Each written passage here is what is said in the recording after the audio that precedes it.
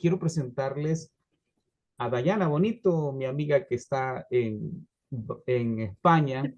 Eh, Nos va a hablar de un tema muy interesante que se llama comunicación en crisis. ¿Realmente estará la comunicación en crisis, Dayana? Herramientas para consultores en los entornos de alta presión. Les cuento un poco de Dayana Bonito.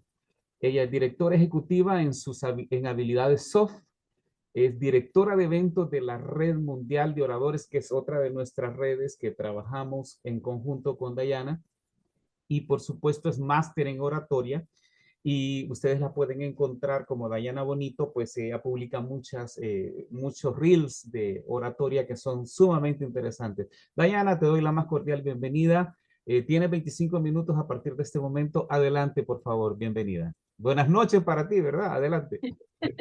Buenas noches, buenas noches, de verdad muchas gracias por la invitación, muchas gracias por la presentación, Javier. Y gracias de nuevo por la invitación a la Red Internacional de Consultores, al doctor Juan Pablo Aguilar, a Valdemar, que me envió la invitación. Y bueno, es un honor para mí estar aquí con ustedes compartiendo un poquito acerca de lo que es la comunicación o las crisis, cómo manejar las crisis en cuanto a comunicación. Voy a compartir pantalla por aquí.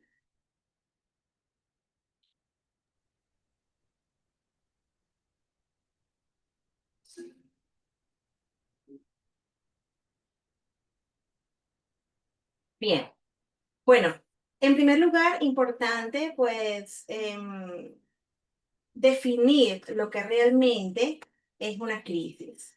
Una crisis es ese evento imprevisto que amenaza la reputación o las operaciones dentro de una empresa o una organización. O sea, incluso puede ser a nivel personal. Esto puede ser interna y externa, puede ser controlable e incontrolable y siempre requiere de una respuesta bastante rápida. Esto es muy importante, que la respuesta sea rápida y coordinada. Entonces, para esto tenemos diferentes características de la comunicación en tiempos de crisis o cuando está en crisis, por decirlo así, que lo primero es la velocidad, que justamente estamos hablando de que tiene que ser una respuesta rápida. Cuando no damos una respuesta rápida, ¿qué sucede? Que estos vacíos informativos se llenan de especulaciones y rumores y la gente empieza a pensar, bueno, ¿por qué no nos ha respondido? ¿Por qué no ha respondido ante esta situación? Entonces, para evitar esto, pues siempre tratamos de hacerlo lo más rápido posible. La información tiene que ser precisa. Si esta información no es exacta, pues este error puede incluso incrementar la crisis. Luego tenemos que tener consistencia, o sea, todos los portavoces deben transmitir la misma idea, porque yo no puedo estar diciendo algo y otro de mi personal, en mi empresa, por ejemplo, está diciendo otra cosa diferente. Transparencia, honestidad por sobre todas las cosas. O sea, esto es lo que me ayuda a construir confianza dentro de mi organización y fuera también. Y por último, la empatía. Reconocemos que dentro de esta crisis siempre va a haber alguien que va a sufrir. O sea, va a haber un impacto humano. Siempre va a haber impactos humanos. Unos van a sufrir más que otros, depende de cómo lleven pues las situaciones, si están preparados o no. Y además, esto tiene unos principios fundamentales. El primero, que es la respuesta inmediata, que justamente tiene que ver con lo que es la velocidad de cómo yo reacciono ante esa crisis. Lo segundo es que asumimos responsabilidad, o sea, decimos lo que hicimos mal, sabemos que hicimos mal y pues volvemos y comenzamos desde cero. Luego, proporcionamos soluciones. No solo abordamos el problema, sino que también damos soluciones al respecto. Mantenemos la calma. Este mantener la calma pues tiene mucho que ver con que si estoy preparado o no, y vamos a dar un ejemplo de eso. Y la comunicación tiene que ser bidireccional. Esto tiene que ver justo con escuchar activamente a los stakeholders.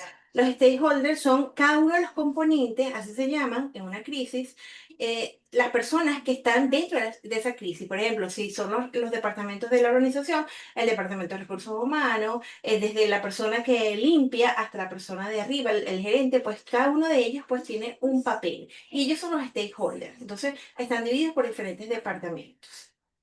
Entonces, voy a colocarles un ejemplo. Hace mucho tiempo, tenía yo como 22 años aproximadamente, bueno, hace poquito, tenía yo 22 años y estaba trabajando en Formotor de Venezuela. Yo trabajaba en el área de Formotor Credit, en el área de cobranzas. Tenía varios años trabajando allí y recuerdo que había un problema o que tenía un problema con mi jefe porque en ese momento yo estaba un poquito más preparada que mi jefe para algunas cosas del área de cobranza, porque yo trabajaba en el área de lo que es cobrar a todas aquellas personas morosas de For Motor Credit, o sea, los créditos que se le daban a las personas en la calle para que adquirieran su carro o su coche. Entonces, había como que un problema entre el jefe y yo. ¿Por qué? Porque yo primero era inmadura. A los 22 años, pues uno es totalmente inmaduro. Bueno, total no, pero un poquito inmaduro. Y el jefe, pues, es el jefe. Y yo recuerdo que siempre teníamos roces y problemas justamente por las diferencias que teníamos. Pero claro, yo tenía que entender que él era mi jefe. Una vez, en una de esas que antes de eso, perdón, para darle el contexto a esto, yo recuerdo que en esa época mi suegro me decía, cuando yo comencé a trabajar allí, que tomara fotos y que guardara todo de lo que yo hacía, o sea, que llevara un control de cada una de las cosas que yo hacía, llevara base de datos, o sea, todo, llevara un control bien organizadito de todas las cosas, cómo hacía mi trabajo y los soportes de cada una de las cosas.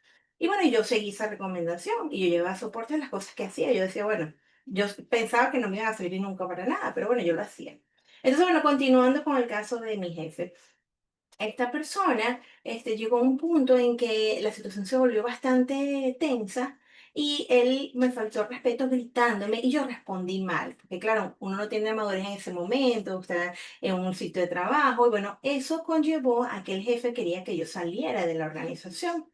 Y la única forma de sacarme era que hubiese pruebas de que yo no sé mi trabajo. Y así fue como ellos lo hicieron.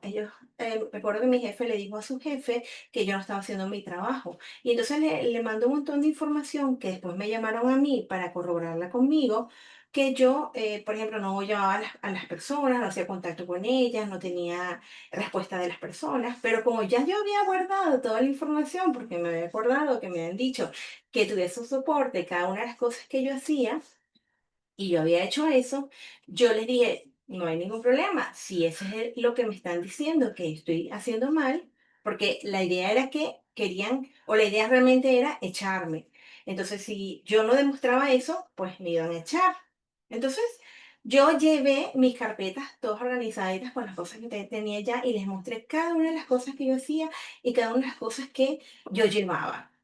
Ellos vieron eso, el jefe de mi jefe no se lo esperaba para nada porque ellos esperaban que yo no iba a tener cómo responder.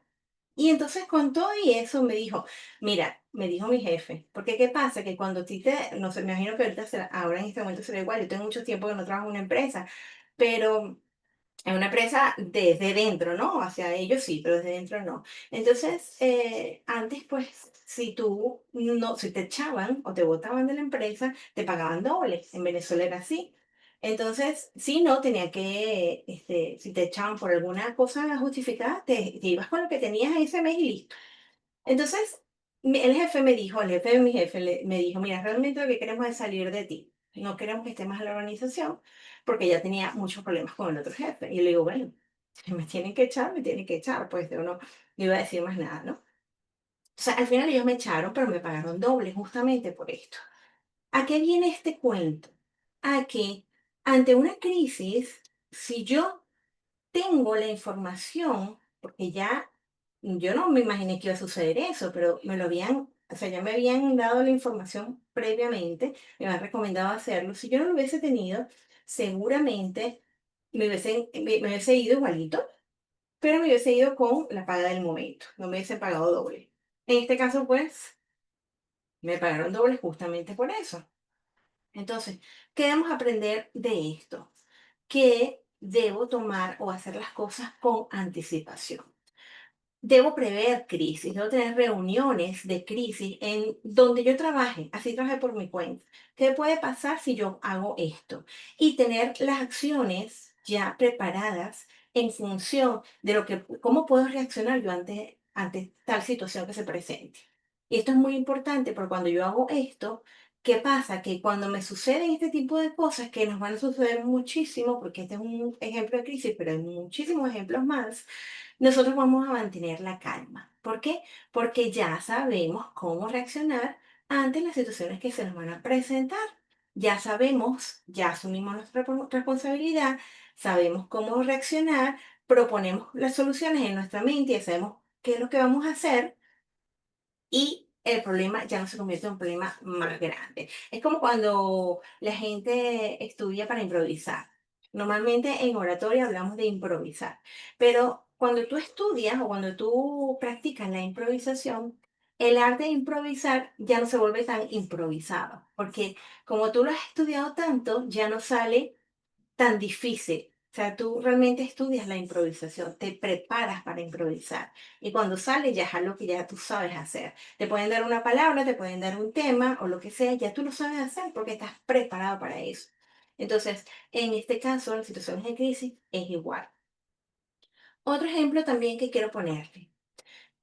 Hace un tiempo, en el 2019 aproximadamente, me dirigía a un centro comercial bastante nuevo en ese momento, donde la zona donde yo vivo.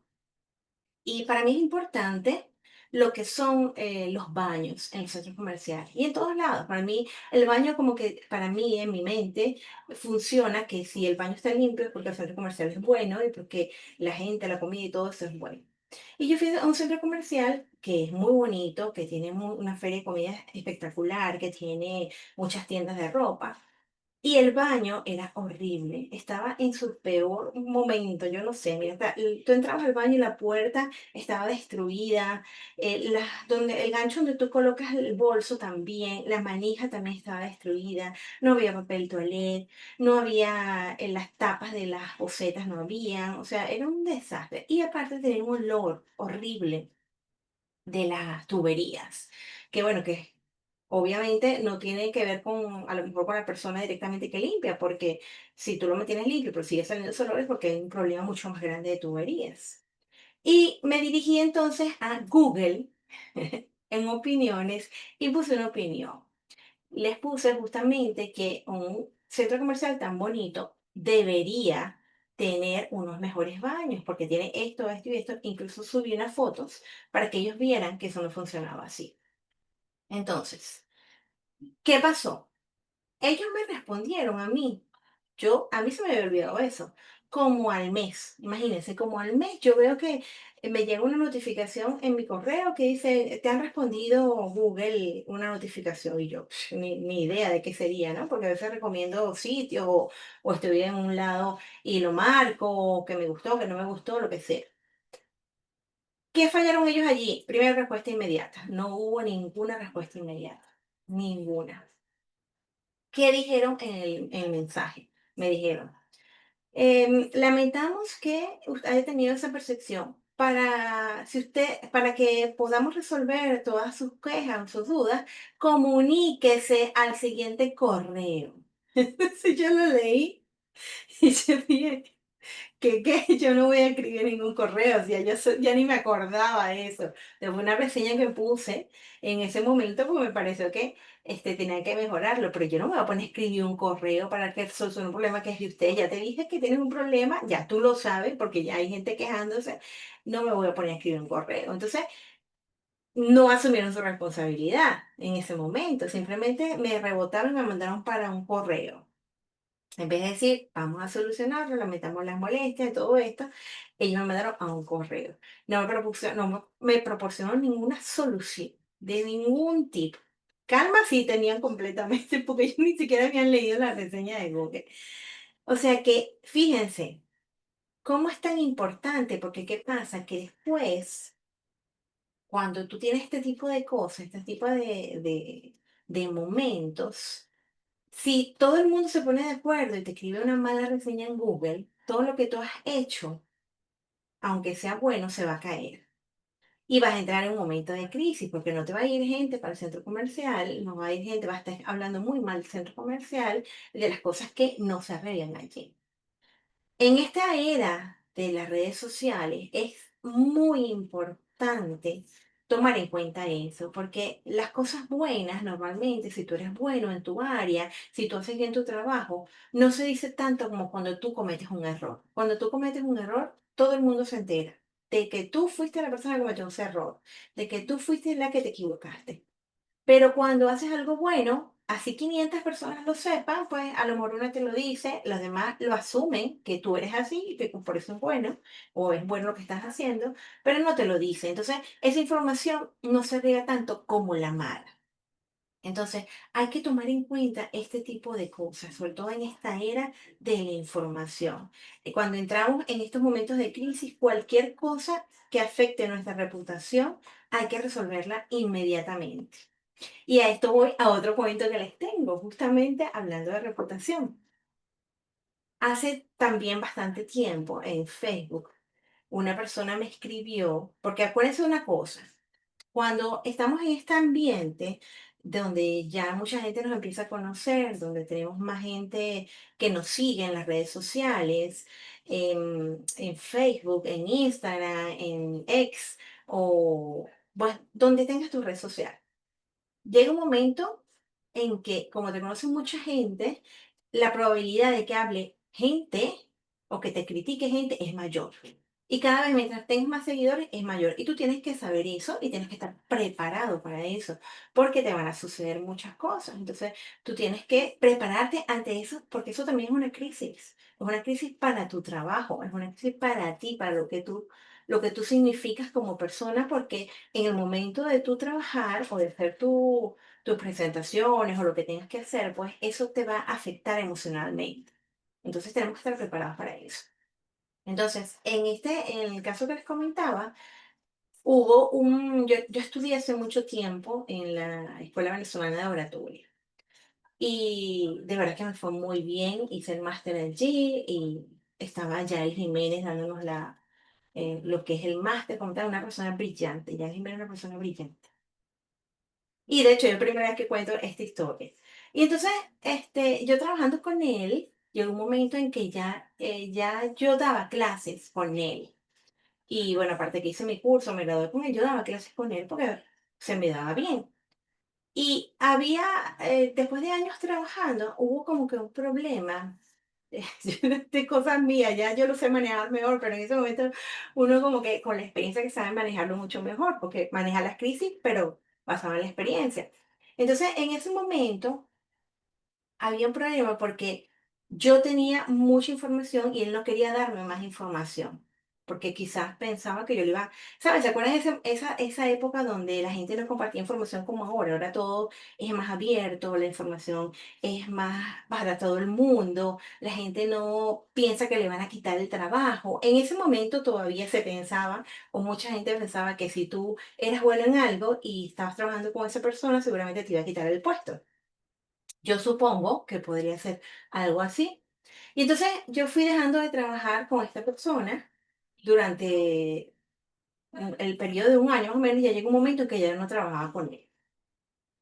Y una vez me acuerdo que esa persona, Jair Jiménez, ya por eso digo, primera vez que he hecho este cuento, porque ya no me importa de decir el nombre o no, así esté en las redes sociales total, ya no, no estoy hablando mal de él, pero estoy diciendo cómo son las cosas. Me dijo, bien claro, recuerdo clarito que me dijo: tú no eres tan buena como crees que lo eres. A mí eso se me quedó grabado en la cabeza. Me dolió en el momento, pero con la madurez te da muchas cosas. Entonces hay cosas que tú aprendes a ver y ves que la persona no habla de ti, sino de esa persona. Eso es lo que dice de la persona, ¿no? Y entonces, claro, yo hasta ahí trabajé con él. Y yo estudiaba mucho y me leía libros y empecé a ver que la información que él transmitía salía de muchos libros que yo empezaba a leer. Por ejemplo, estaba el manual del orador, a ver si se ve aquí, que no se ve, ay, que no se ve con la, aquí está. Bueno, aquí vamos. El manual del orador de Paciano Padrón. Este es un libro bastante famoso en Venezuela. Una persona brillante también, Paciano Padrón. Yo no sé si se vende ya, pero yo lo conseguí en Venezuela. Y empecé a ver que Alan Pease, el lenguaje del cuerpo de Alan Pease, también de las cosas que él decía, él lo adaptaba Y yo dije, la información la está sacando de estas personas, pero lo adapta con sus ejemplos y todo esto. Entonces ahí en mi mente entendí que no era que él tenía toda la información, sino que era información de Demóstenes, de todos los filósofos que él iba agregando en cada una de sus presentaciones y que iba armando pues lo que es su curso como tal. Como este estaba Paul Ekman también con el lenguaje del cuerpo, porque recuerdo que mi hermana vivía aquí en España, yo vivía en Venezuela todavía, y ella me mandaba los libros de Paul Ekman, que aquí se conseguían. Entonces, bueno, para hacer un poquito más corto el cuento, al final yo aprendí y creé este libro que se llama Todo lo que debes saber para hablar en público. Bueno, aquí no se ve, lo pueden buscar en cualquier momento. Este libro yo coloqué mucha información que yo vi con Yael Jiménez en la Escuela Venezolana de Oratoria, que adapté para mí, que aprendí de otros libros e incluso coloqué allí en agradecimiento y en fuentes a la Escuela Venezolana de Oratoria. Cuando yo estudiaba, esta persona se le ocurría siempre pues hacer comentarios, hablar de las demás personas que se iban y hablaba mucho de las personas. Entonces, yo ya sabía cómo era esta persona y ya yo decía, bueno, si habla así de la gente, hablará de mí en algún momento. Ya yo estaba preparada emocionalmente. Recuerdo que estaba promocionando yo este libro cuando lo saco y en Facebook una persona que se llama Luis Betancourt, que es un abogado que está en Colombia, ahora es venezolano, muy buen abogado, según lo que tengo entendido. Estudió con Yael Jiménez y estudió conmigo. Y me escribe en el Facebook, delante de todo el mundo. Cuando Facebook ahora no tiene tanto engagement, lo que llaman engagement, que la gente no se conecta tanto, pero antes tú publicabas una foto y te escribían 500 personas. Si tenías 1000 seguidores, por lo menos 500 te escribían. Escribió, no compren este libro porque esta señorita o esta señora, algo así era más o menos, se copió toda esta información de Yael Jiménez de la Escuela Venezolana de Oratoria. Y bueno, dijo un montón de cosas, pero feísimas, feísimas. Y yo, claro, ya yo tenía todos mis libros y yo dije, y ya venía preparada mentalmente porque sabía que en cualquier momento esto podía suceder. Control de crisis, ¿ves? Respuesta inmediata, asumimos responsabilidad, proporcionamos soluciones, mantenemos la calma. Y escribí, le respondí. Para tu información, primero me gustaría que hubieses leído mi libro para que vieras de dónde sale la información y no por alguien que te haya dicho que está escrito lo que esa persona supuestamente da de clase. Y aparte agradecí a la Escuela Nacional de Oratoria, o sea que se nota que no has leído para nada el libro. Yo lo daba en ese momento gratis en Amazon para que la gente lo leyera, pues para que lo viera, como promoción, porque acaba de salir. Y entonces le digo, y te voy a decir de dónde sale toda esa información. Y empecé a escribirle, esto sale de este lado, de Móstenes, de lo que dijo Paciano Padrón en el libro tal, de Alan Pease, del lenguaje, todo, cada una de las cosas que le dije. Y recuerdo que terminé diciéndole, es una lástima que una persona tan preparada como tú, abogado, y tan reconocido en Colombia, se deje influenciar por otras personas y escriba en una plataforma tan pública algo que pudiste haberme comentado incluso a mí en privado o preguntado a mí en privado si yo me había copiado ese libro y yo te hubiese dicho, no, esto salió de esto y esto, y hubiese sido, se lo dije así tal cual. Entonces, claro, ahí quedó el tema. Él no me respondió, yo lo dejé así. De hecho, yo creo que está, claro, habría que buscar mucho, o sea, fue hace muchos años, estaba yo recién en Facebook. Habría que buscar mucho hacia las publicaciones dónde está, pero lo pueden encontrar ahí en Facebook, pues yo no la quité. Entonces, ¿a qué vengo con esto? ¿Qué es lo importante de esto? Que en el momento de una crisis que nos va a pasar a todos, absolutamente a todos, de cualquier tipo, hay que estar preparado. Esto es una de las recomendaciones que de hecho se las voy a poner por aquí, porque esto es más o menos lo que le dije, pero más largo. En la última lámina, justamente de las conclusiones, hablo de esto. Y se los puse aquí por si querían tomar nota. Yo sé que no es para colocar toda la información para leerla, sino para que vean, fíjense lo importante de la comunicación, que requiere velocidad, precisión y empatía. De una vez, velocidad, precisión y empatía. Pero esto se logra estando preparados. Porque si yo me espero y no respondo en el momento, ¿qué va a pensar la gente? Ah, no, esta es una copiona, esta hizo tal cosa, esta hace esto, pero si yo respondo y digo, esta es mi versión, me hago responsable, porque a lo mejor puede haber sido que yo diga, no, mira, sí, yo me copié tal cosa, me hago responsable, ¿verdad? Digo, pero tal cosa, o sea, yo doy mi explicación. Eso lo aprende uno con el tiempo. A veces no te dan la oportunidad tampoco de que te explique, ojo. A veces sucede este tipo de cosas y no te dan la oportunidad. En ese momento tú mantén la calma. Mantén la calma porque al fin y al cabo todo se sabe. Llega un momento en que la gente empieza a conocerte, empieza a ver cómo eres, cómo reaccionas realmente y dice, bueno, no me pidieron explicación, no me dieron la oportunidad de explicación, no hay ningún problema. No doy explicaciones, pero llegará un momento en que la persona se va a dar cuenta. Pero mantengo la calma. Importantísimo mantener la calma. Entonces, acciones recomendadas. Desarrollamos un plan de comunicación en crisis completa. O sea, lo hacemos en el área en que trabaje.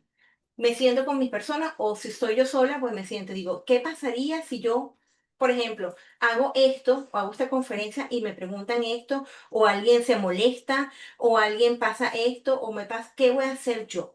Mantengo la calma, respondo de esta manera. ¿Y qué sucede? Que cuando se me presenta ese problema o esa situación, ya yo sé cómo reaccionar. Allí ya yo sé cómo reaccionar. Luego, implementamos herramientas de monitoreo y alerta temprana. Esto en el caso de que querramos usar en las organizaciones alguna herramienta de monitoreo, que también hay aplicaciones que están hechas justamente para esto. Y realizamos simulacros periódicos de crisis, que esto también, eso se puede hacer en las empresas. Normalmente, bueno, cuando son crisis internas o cuando son crisis dentro de mi trabajo, si soy una persona autónoma, pues es más fácil resolverlo. Pero cuando no, yo tengo que llamar a lo que son los stakeholders y empezar a resolver con ellos y que todos estemos alineados en qué es cuál es la información que yo voy a dar y cómo voy a reaccionar. Y bueno, voy a culminar con esta frase que dice... La verdadera prueba de liderazgo no es cómo se desempeña en tiempos de calma, sino cómo respondemos durante una crisis. Así que importantísimo, pues, aprender a resolver nuestras situaciones durante una crisis. ¿Cómo lo hacemos? Previendo esas situaciones. Muchas gracias.